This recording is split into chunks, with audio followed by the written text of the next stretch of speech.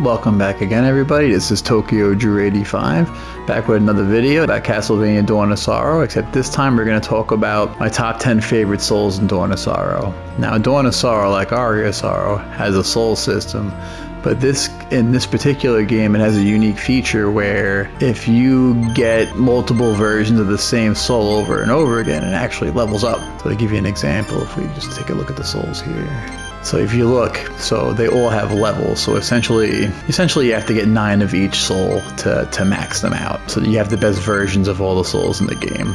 Which again, if anybody knows, it's certain souls is going to be a ton of grinding. And some of them only have one level, which means it only has, essentially one level. Usually most boss souls are one level, because I can't imagine you would beat the game 9 times just to get 9 boss souls. Oh, that's the biggest difference between the soul system in this game and the game before it. So they added another level to it to make it more, I guess, more in depth, but also too, the souls will level up and become stronger and even look different. So with that being said, we're gonna jump right in. So at the number 10 spot, we got the Axe Armor Soul. And look at this, we're in a room full of Axe Armors. Pretty straightforward. This is the level 3 version of it, so the main difference is the axe gets bigger and does more damage. So this is the level 3 axe, and again, all souls, take magic to use, and look at it, it's got great range and distance. I mean, I'm on level 49, I'm not like super over leveled, but it does deal a fair amount of damage. It's got great range, and again, it's one of those classic Castlevania weapons, like in the old games, the axe, the holy word, or the dagger.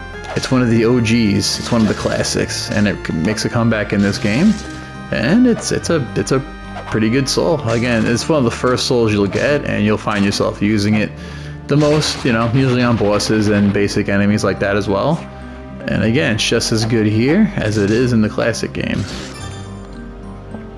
Now in the number 9 spot is a very special soul, because this soul you could only get once you get all the souls in the game. And this is also kind of a callback to Symphony of the Night.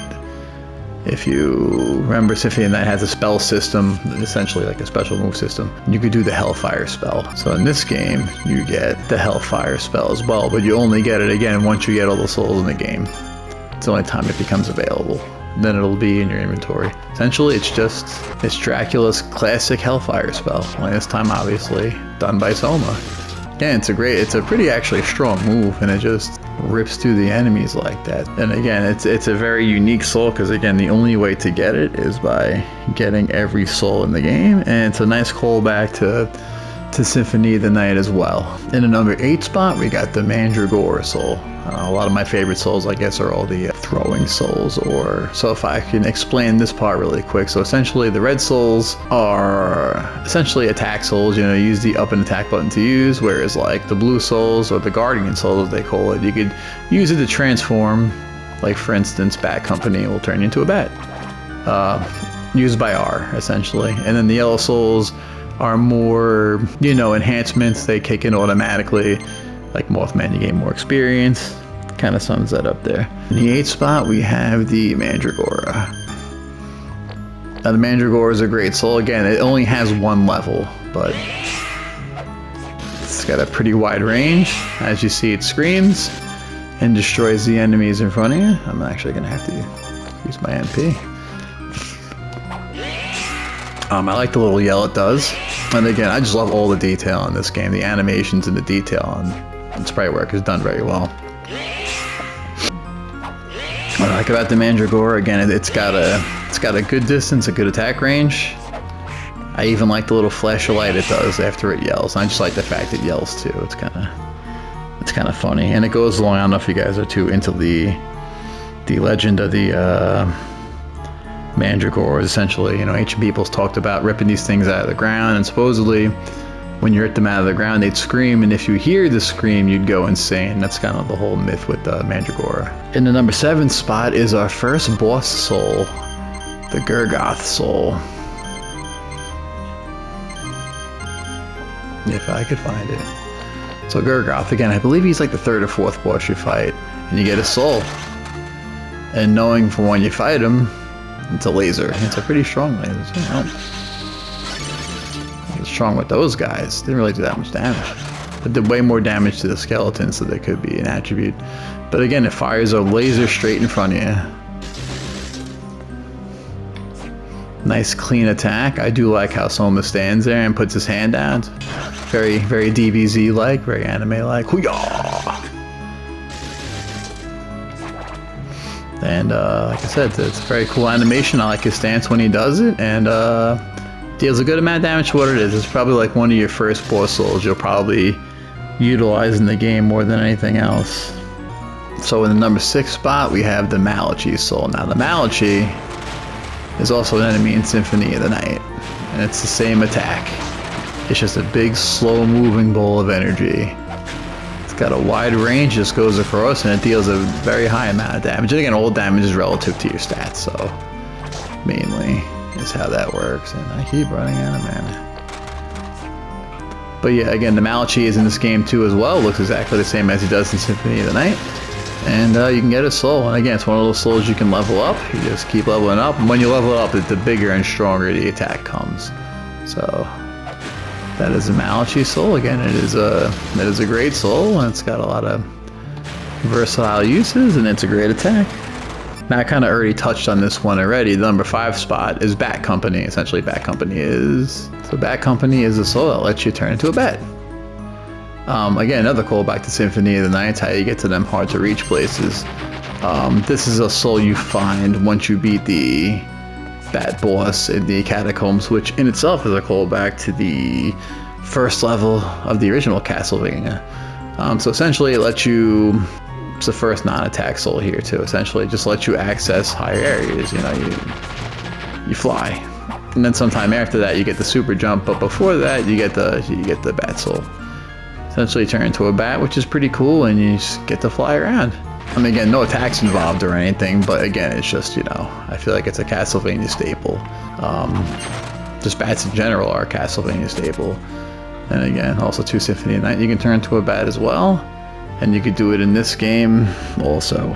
Number 4 spot, we have the Great Axe Armor soul. Now, the Great Axe Armor, you'll come across them in the game. They have the much larger axes, and their soul is no exception. Although grinding for a level 9 one's a pain in the butt, but it's worth it when you could do this. Huzzah!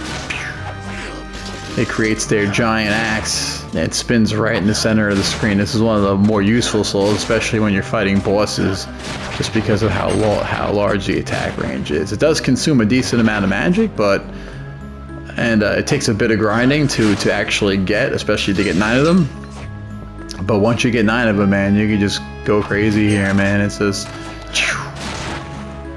it is a great soul to have, and I got a ton of regular axe armor souls. They're like the easiest ones to get. By the way, the great axe armor souls are much harder to get.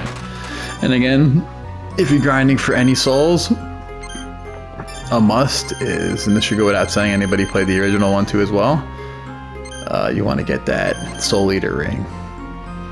It doesn't raise your luck that much, but it does increase the rate of rare souls, so keep that in mind. A little sidebar there. But yeah, great axe armor soul. I just switched out of it. Great axe armor soul is definitely one you want, and that's definitely something I would grind for if you can.